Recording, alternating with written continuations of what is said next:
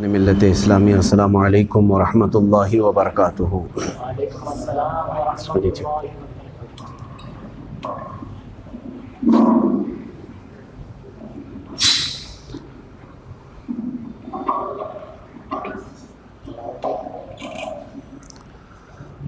اللہ۔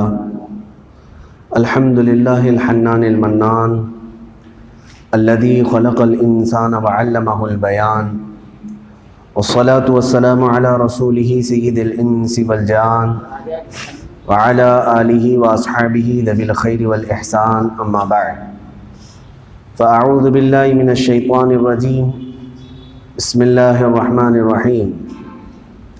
وما امروا الا ليعبدوا الله مخلصین لہ الدین حنفاء ويقيموا الصلاة ويؤتوا الزکاة وذلك دین القیمہ۔ صدق اللہ مولانا العظیم وبلغنا رسولہ النبی الامین المتین المختار الکریم، ونحن على ذلك لمن الشاہدین والشاکرین والحمد للہ رب العالمین۔ بارگاہ رسالت معاذ صلی اللہ تعالی علیہ وسلم میں درود پاک کا ہدیہ پیش کریں۔ اللہم صلی علی سیدنا و مولانا محمد معدن الجود والکرم وآلہ واصحابہ الکرام وابنہ الکریم وبارک وسلم صلاۃ دائمۃ سرمدا ابدا۔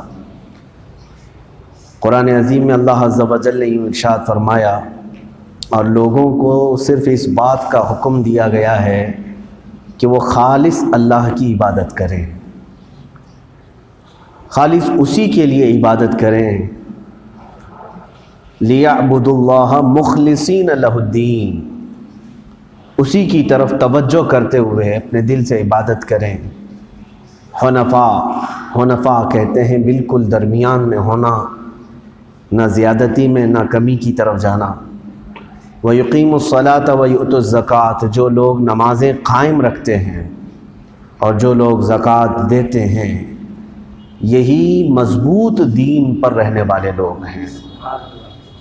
مضبوط دین کے حامل وہی لوگ ہیں جو نماز پڑھیں اور زکوٰۃ دیں۔ قرآن کی آیت کا مفہوم ہے تو خالصتاً اللہ کے لیے اگر کر رہے ہوں تو پھر وہی لوگ دین پر قائم ہیں۔ آج ایک بہت اہم چیز کی طرف میں توجہ مبذول کرانا چاہوں گا۔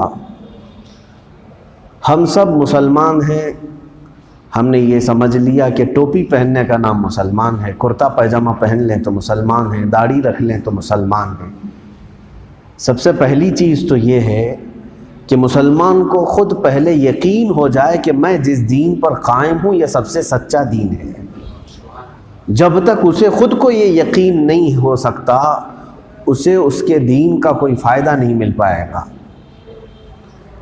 یقین ایک ایسی چیز ہے جو ایمان کی مٹھاس اور ایمان کی شیرینی اسے عطا کرتی ہے، اور یقین نہ ہو تو وہ شک کی زندگی میں ہمیشہ ہر ایک کے چلتے پھرتے لوگوں کے ہر ایک کے اعمال کو یہ سمجھنے لگتا ہے کہ شاید وہ بھی صحیح ہو سکتا ہے، یہ بھی صحیح ہو سکتا ہے، فلاں بھی صحیح ہو سکتا ہے۔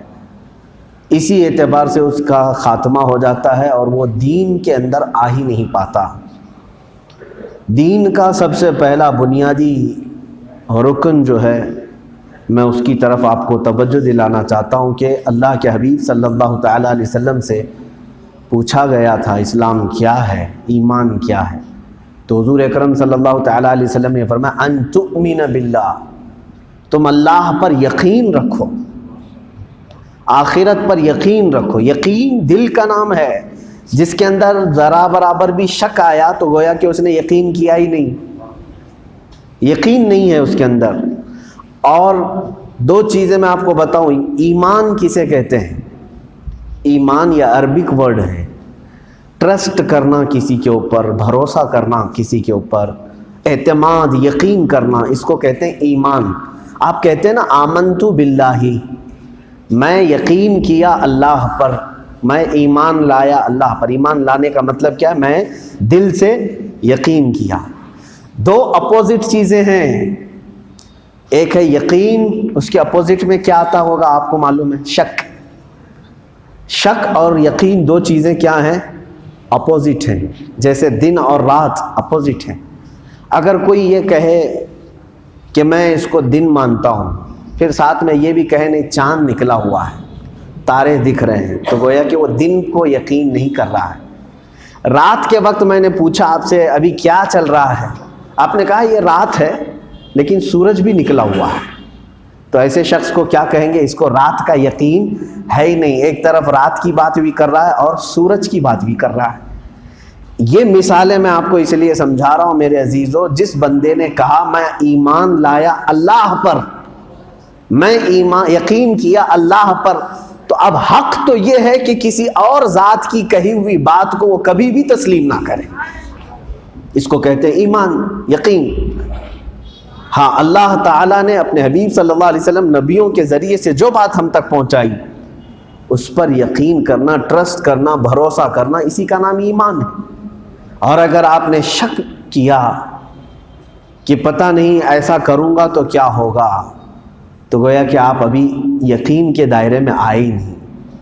آپ دن کو مان رہے ہیں لیکن ساتھ میں تارے بھی دیکھ رہے ہیں، آپ رات کو مان رہے ہیں لیکن رات کو سورج بھی دیکھ رہے ہیں۔ یہی صورت آج بہت سارے مسلمانوں کی ہے۔ کہتے تو یہ ہیں کہ ہم مسلمان ہیں، ہم اسلام پر عمل کرتے ہیں، مگر ساتھ ہی اسلام کی جو اپوزٹ چیزیں ہیں ان کے بارے میں بھی آپ دل میں یہ یقین بیٹھا کر کے چل رہے ہیں کہ شاید ہو سکتا ہوگا۔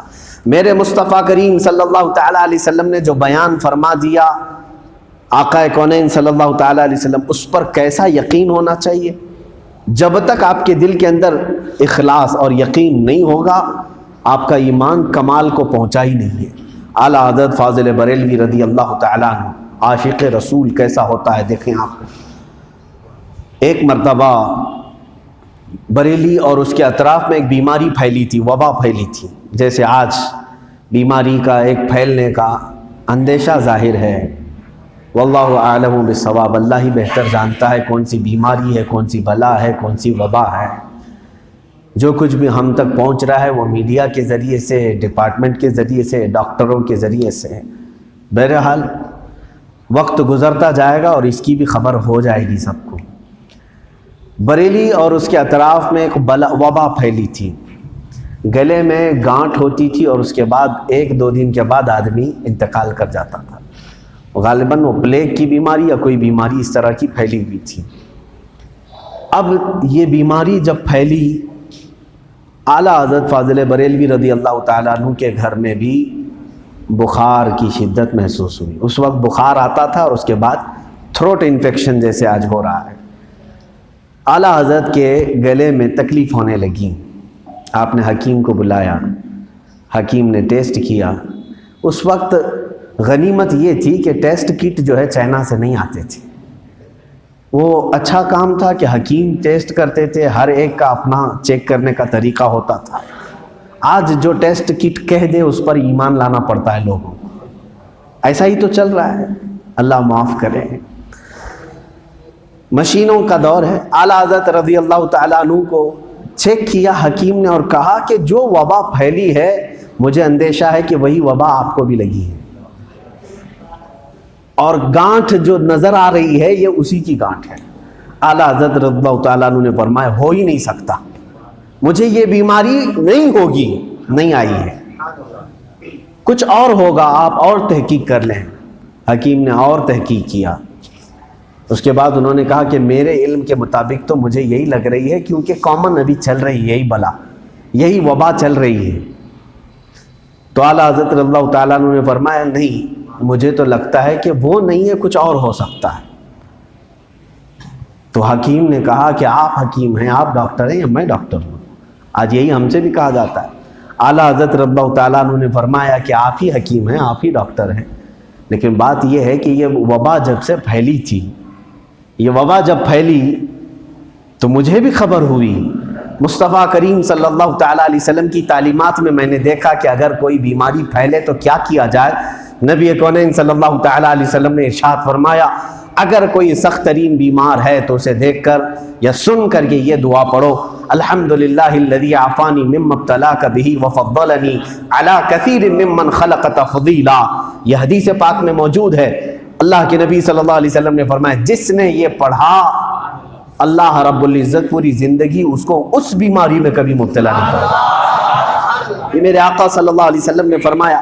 اعلیٰ حضرت رضی اللہ تعالیٰ عنہ فرماتے ہیں جیسے ہی مجھے خبر ملی تھی کہ یہ وبا پھیلی ہے اسی وقت میں نے یہ دعا پڑھ لی تھی. اب میرا یقین یہ ہے کہ وہ نہیں ہوگی کچھ اور ہوگی. 2 دن گزرنے کے بعد نہ گلے میں گانٹھ تھی نہ بخار تھا. اللہ تعالیٰ نے شفا عطا فرمائی. ایمان اور یقین کو متزلزل کرنے کے لیے، ڈگمگانے کے لیے شیطان کبھی کبھار ایسے ظاہری بیماریاں تمہیں دکھاتا ہے